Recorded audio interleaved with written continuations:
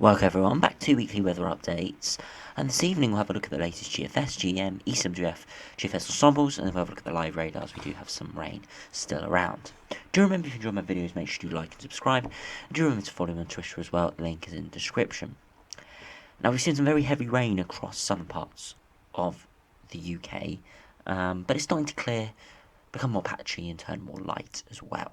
We've seen some very, very intense thunderstorms across Europe, which have not made its way to the UK, but has been giving some very intense rain, and that's from the centre of this sort of upper trough, which has been giving that heavier rain earlier today and now lighter rain this evening into the south. But it's looking like over the next few days, the weather for once is going to start to die down.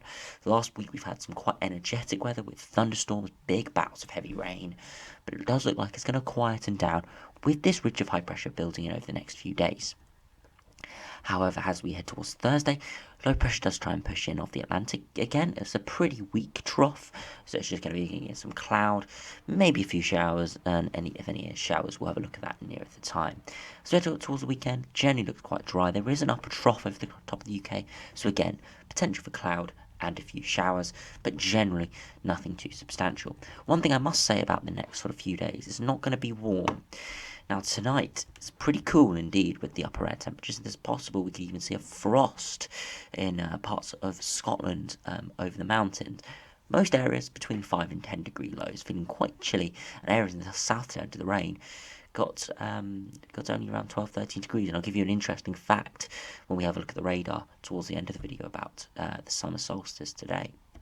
Beyond that, again, you see upper air temperatures are not too cold, but again, nothing too warm. There are times we start to push on warmer into the southeast, and that could mean towards next weekend we could see temperatures get into the low 20s, maybe 23, 24 degrees, but again, always cooler air in off the Atlantic. And because of the wind direction coming in from the northwest, even though the upper airs are quite warm, as I've said in videos before, with that wind in off the sea, it will feel chilly, especially towards the coast with a sea breeze, and even further inland, still a little bit cooler. But again, nothing too cold at the same time, still feeling fairly pleasant, where you do have sunshine and no showers or cloud.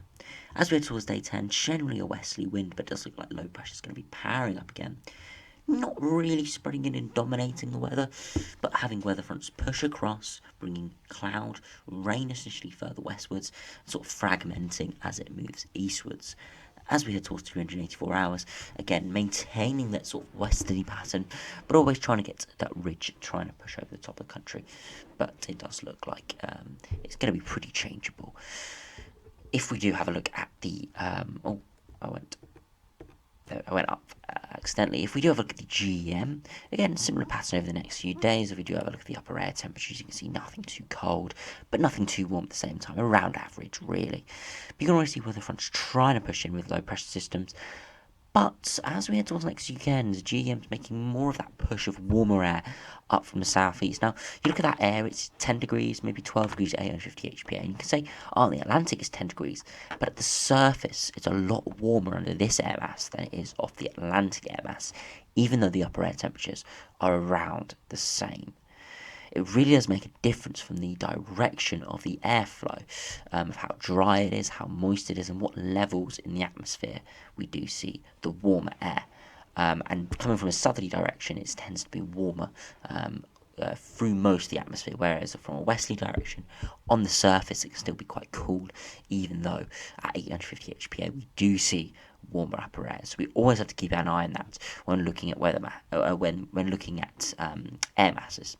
Beyond that, we maintain that warm signal. Low pressure's out in the Bay of Biscay, so it could be important a few thunderstorms there towards the start of next week. So we'll keep an eye on that. It's about 7, 8, 9 days away, but interesting to see that. Beyond that, again, looking generally westerly with that low pressure in the Atlantic trying to push in.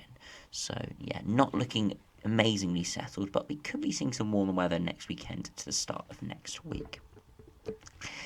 If we do have a look at the ECMWF, again, very similar over the next 24 hours, look at the upper air temperatures.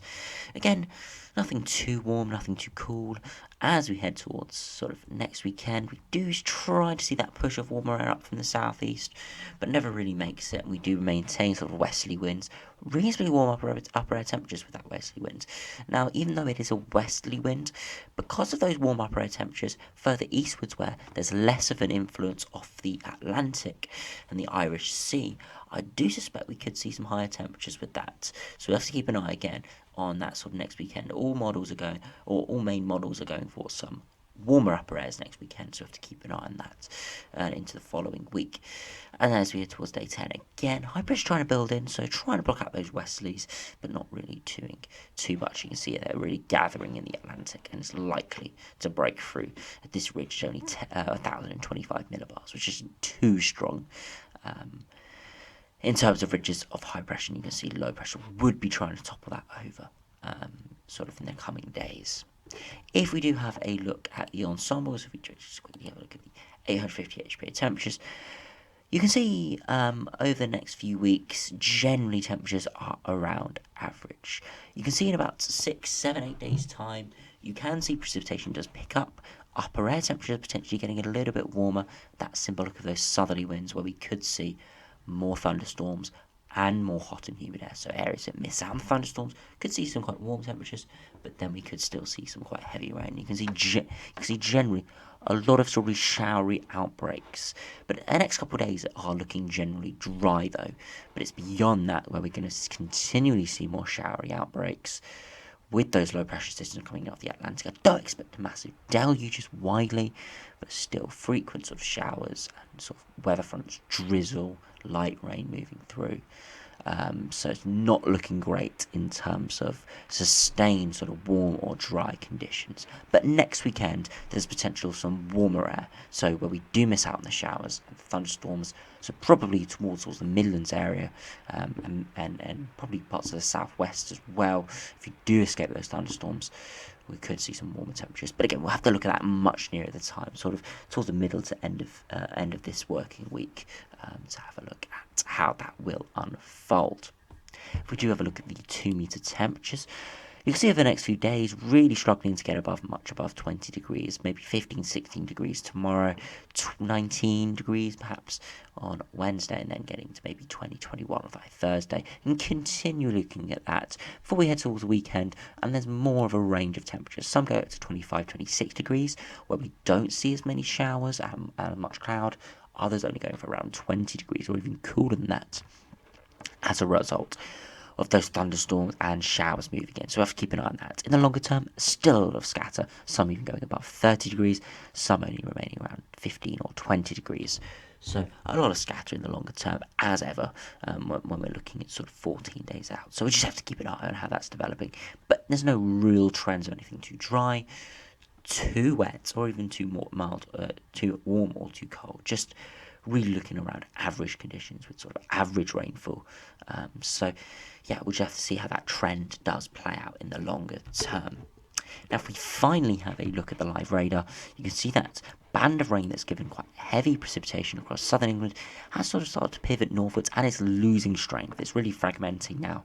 I do suspect over the next sort of 6 to 12 hours, really should fragment into just some areas of patchy drizzle, and maybe some rain around for sort of rush hour tomorrow morning. But beyond that, I do expect it to sort of fizzle away. There will be some cloud around, so it won't be a particularly pleasant day tomorrow, but at least there probably won't be as much rain around.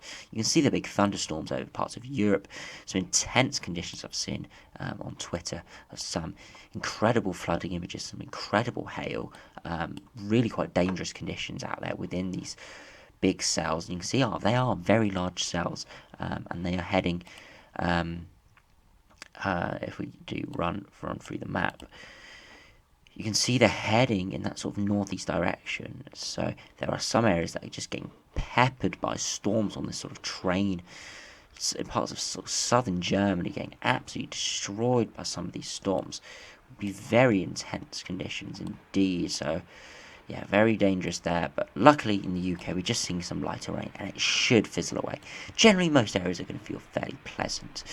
Now, interesting thing about today, if we do look at temperatures, Today, in some parts, even in London, where we only saw 12.5 degrees in certain stations, so 12, 13 degrees in some stations in London for the high, actually was colder today on the summer solstice, the longest day of the year.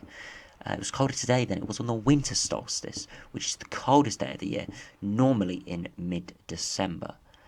So, or the shortest period of time of the year, or day of the year in December. So, colder today than it was in December on the winter solstice. So, incredibly, yeah, that was the high today. It was only 12.5 degrees in some regions of London, and in the winter solstice to 13.5 degrees.